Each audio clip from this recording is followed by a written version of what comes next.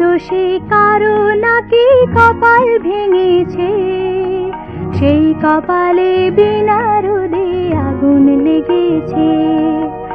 আমার দোষে কারো নাকি কপাল ভেঙেছে, সেই কপালে বিনা রোদে আগুন লেগেছে।